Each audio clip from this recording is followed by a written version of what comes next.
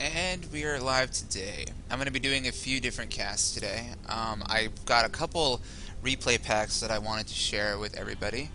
One of them I've been trying to get to for a little while, and the other one has just been put up recently.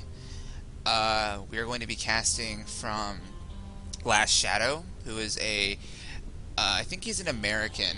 He's probably an American or a Canadian player who's playing in Korea. His record actually is very impressive, and he's been playing very high-level games against Code and Code S professionals out in Korea. So he's been doing a very, very good job out there. So I have a few games from his replay pack, and I also have a few games from Fuzzy, who's a Grandmaster Zerg player on the North American ladder. So between the two of them together, I think we should get some interesting games. So we'll see what we have. I think my first game that I want to do is between Fuzzy and Complexity's Ganzi.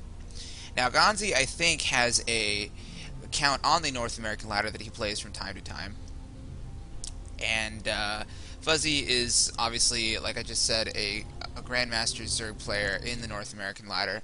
So this should be a pretty high-level game. So I'm looking forward to casting it, and I'm looking forward to learning something from these two, because they're obviously much better players than I am. So I'm hoping that I'll be able to see something that I can use and adapt to my own play. Ganzi was it's not my favorite Slayer's Terran, but when he was with Slayers, of course. But he is still a pretty good player, and I do enjoy his play. So, spawning in the 12 o'clock position on the map Metalopolis, we have the red Zerg player Fuzzy. And spotting in the 6 o'clock position, we have the blue Terran's Complexity's Ganzi. Now, as I said already, both of these two players are very high-level players. So I am very, very interested to see how they are going to proceed on this map.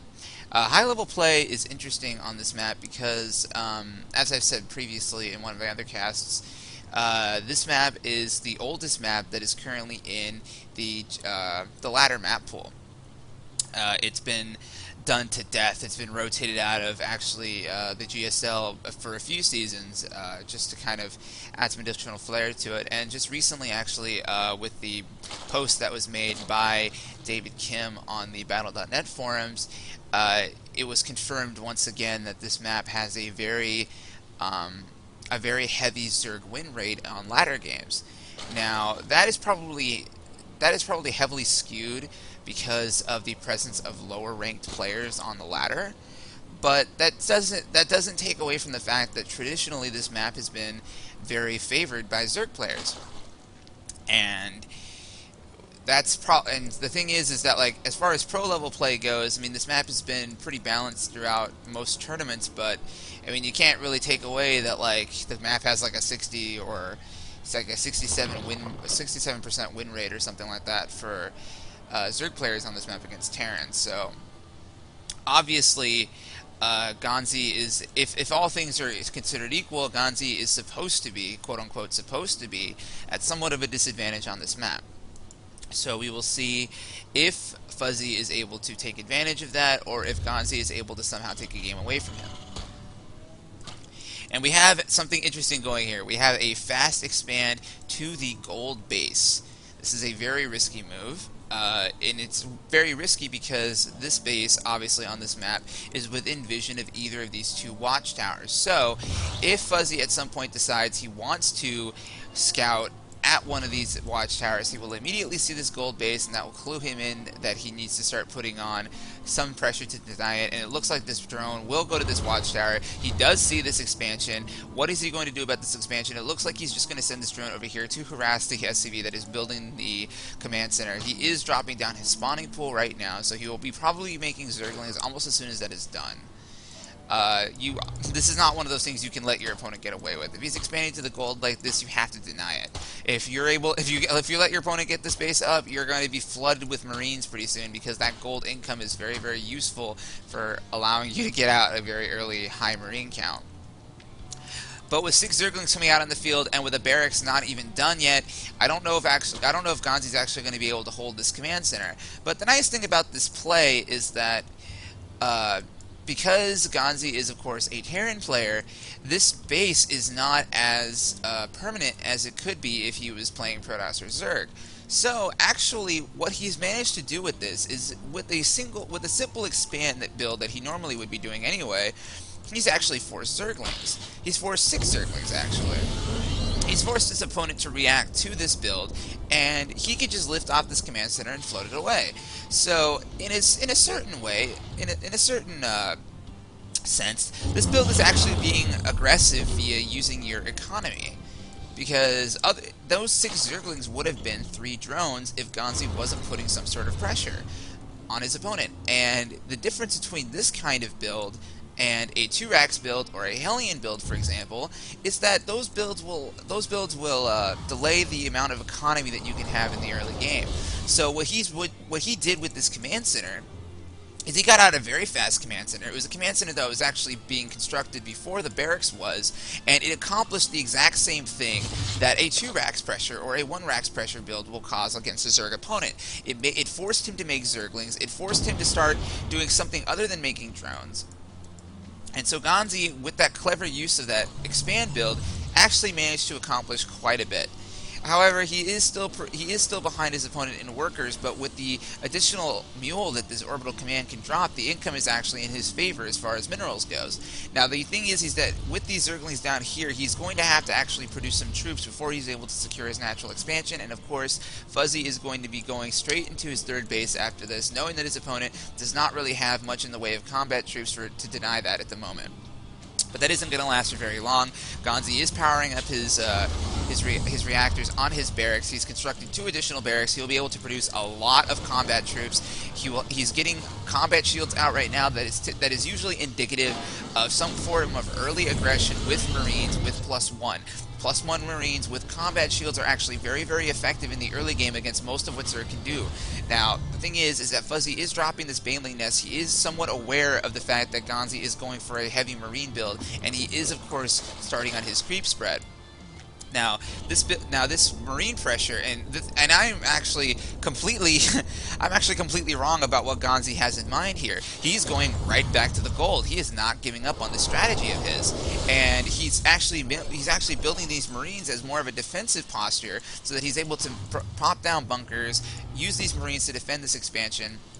And of course, Fuzzy does see his opponent's attempt to take this base, but he might be comfortable letting him have that base if he's able to just take his 3rd base unharassed. So we're going to have to see what Fuzzy has in mind with this one.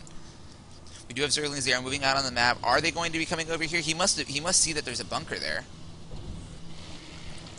Oh, okay, so he's going to go for a Baneling bust on those SCVs. Those Banelings, of course, do have splash damage. They can kill a lot of SCVs with a single bust. And behind this, he is making drones, so he is just going to pressure this expansion because it is a little bit more vulnerable than the natural expansion would be on this map. So here we go. The Banelings are coming in. The Banelings are going to try and explode on those SCVs, but they don't get a good hit right away. The Zerglings are, of course, attacking the bunker, and I don't think, the Banelings did not actually connect very well on those SCVs, but they have forced these mules to lose valuable mining time. Mules, of course, do have a limited lifespan, so every single second that they are not harvesting minerals, they're actually you're actually denying your opponent money. We have a squad of Marines. They are moving out on the map. They are moving towards that 3rd base. We do not have stim yet. It's going to be very difficult to micro against those Banelings because the creep spread for Fuzzy is actually very, very good right now. He has creep that is extended all the way to the middle of the map, almost to his own gold expansion, and he is, of course, covering the 3rd base entirely with creep. So microing these Marines is going to be very difficult. How is Ganzi going to react against these Banelings? He's not able to split. Those Banelings get a very, very good connect on those Marines. All those Marines go down. They weren't actually very cost effective. I don't actually know if Ganzi was paying too much attention to those Marines, or if he just wasn't able to get them in a good position.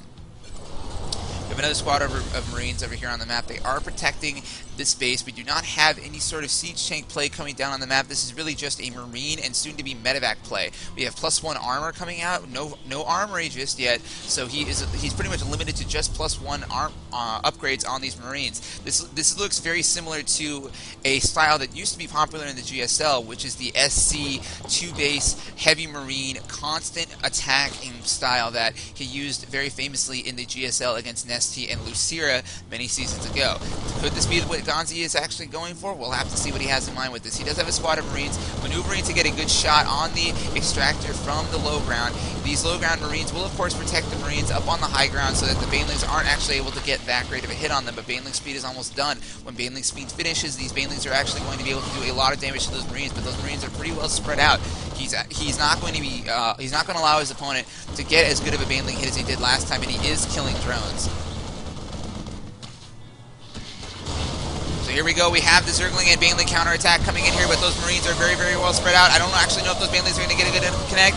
We have the Marines spread, but there are just a lot of Zerglings that are going to be trapping those Marines in the corner. I think all of those Marines will be going down. He did lose a lot of Banelings in that, but he did, of course, shut down that pressure. But we do have an additional squad of Marines coming in here. They will be soon to be backed up with medevacs. Ganzi should wait for those medevacs before he actually goes in.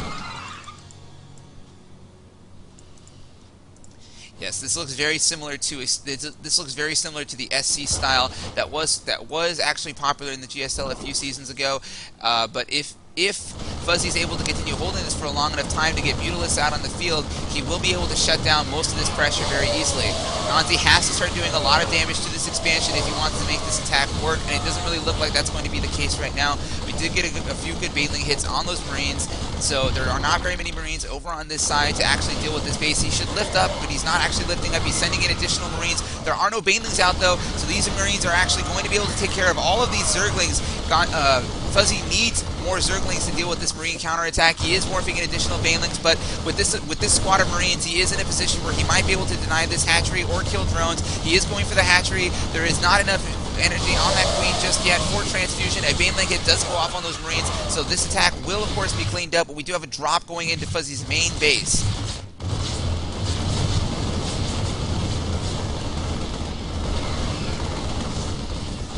Ganzi's going after Queens. He wants to deny his opponent as much larva as he possibly can, but with those Zerglings back in the base and those Queens supporting them, I think this drop will be cleaned up pretty quickly, but he is going to lose both of those Queens and a handful of drones. Ganzi needs to continue killing drones. He needs to make these attacks worthwhile while he establishes that third base. If he's able to keep his opponent from expanding any further, that gold mineral income as well as that third base that he's establishing will, of course, give him an economic advantage. This attack has been cleaned up, but we do have an additional squad of Marines coming down on approaching the fourth base. He doesn't know this fourth base is here just yet. If he knew that fourth base was here, he would be able to deny it, but he is, of course, going for the third base, and he needs to clean up some of this creep. These Banelings are going to be a lot more cost-effective on this creep than they would be when they were off of it.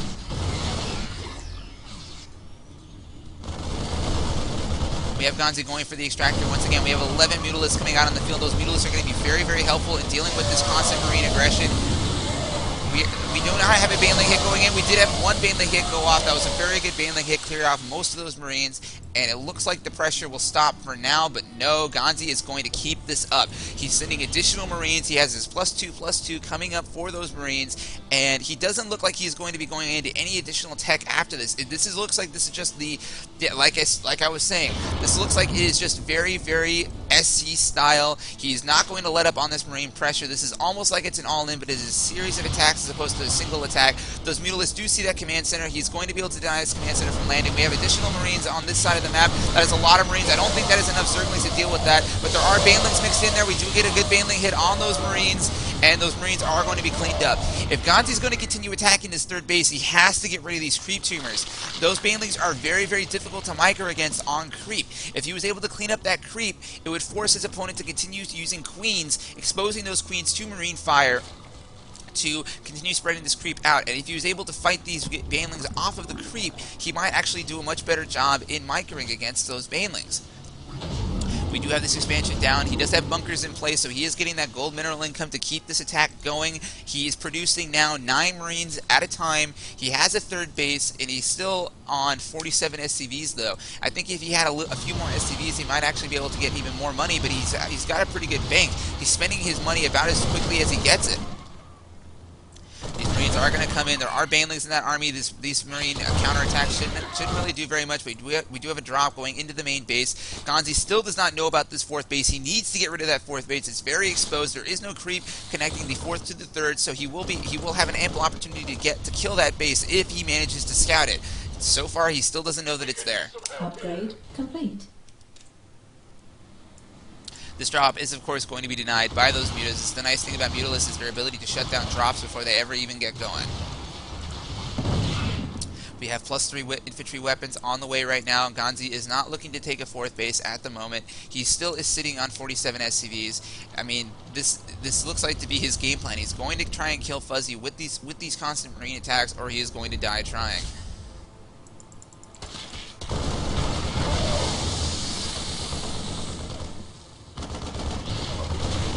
With that paltry group of Marines and that many circlings out on the map, Ganzi is definitely not going to be able to do anything to either of those bases. He needs to regroup, he needs to amass a larger group of Marines, and he needs to do multi-pronged attacks at the same time that he is attacking this 3rd base. And like I said already, I think he really should be going for this 4th base, not this 3rd base, and he needs to clear out the creep while he is doing all of this. That creep is actually allowing Fuzzy to reinforce his expansions much, much faster than he would be able to do without it. Those speedlings move incredibly fast on creep, and his speedlings are up to 2-1. So those speedlings do have the same upgrades as those Marines, with the exception of those armor upgrades, which don't really do much against Marine fire in the first place. We have Mutalisks that are going to be going in here. There are no turrets up. He's going to have to move this group of Marines back to deal with those Mutalisks. And that, of course, is going to put a damper on his ability to be aggressive to his opponent if he has to spread his Marines out across the map to deal with Mutalisks. But there are, of course, Marines that are in his base. Fuzzy does not want to lose Mutalisks right now, but at this point, he is taking a very large supply lead over his opponent. He is at 188 supply to 118. Ganzi now does know about that 4th base, but at this point, Fuzzy might be too big for it to matter. He has a lot of Banelings, a lot of Zerglings, and a very good Muta count, but he can't afford to lose that Muta count to those Marines. Those Mutas are the most expensive unit he has. He cannot afford to lose those at the moment. He has 131 Zerglings, 19 Mutalisks, and 20 Banelings. That is a very, very strong, very, very large Mutalisk, Zergling, Baneling army. I don't know if Ganzi is actually going to be able to break that without siege tanks or Thors. I don't know if he's going to actually be able to do all of this with just Marines. He is, of course, getting 3 on those Marines. Those Marines are very, very cost effective. He already has the +2 armor upgrade on them. But here we go. Fuzzy is going to be going into the main base. There are a lot of bunkers there, but that is just too many units for those bunkers to really handle this expansion. Will definitely be taken down. I don't really see any way that Ganzi can hold it. He looks like he wants to trade this gold base for that 4th base, but I think Fuzzy might be coming out ahead on this one. Fuzzy is coming back. Is he going to be able to defend this base? It looks like he might be able to. That base does not look like it's going to be going down. Those Marines are going to be cleaned up. And with the absence of that gold base and the huge supply advantage that Fuzzy has, I think Ganzi might be sunk. It doesn't really look like he's going to be able to actually come back from a pure economy standpoint, because if he leaves his opponent alone, he's just going to be able to amass a ton of Banelings to take care of all of these Marines. Yeah, this doesn't really look like it's going to go very well for Ganzi. I think when this Marine army dies, I think we might be seeing a GG pretty shortly. Ganzi's attack is not going to work. Fuzzy is going to be getting bigger and bigger from here, and Ganzi is pretty much stuck on 2 base, only producing Marines. He has no additional tech. This is not going to work. Ganzi's going to realize this pretty quickly, and we're going to be seeing a GG pretty soon.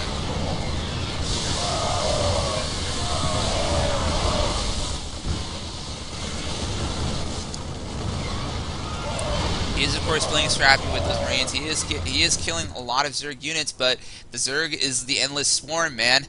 These Zerglings are just going to continue producing. He is increasing his Mutalisk flock to 19, so he has 19 Mutalisks out on the map with 2 more on the way. If that Mutalisk count gets up to a high enough amount, there really isn't much that he's going to be able to do with just Marines.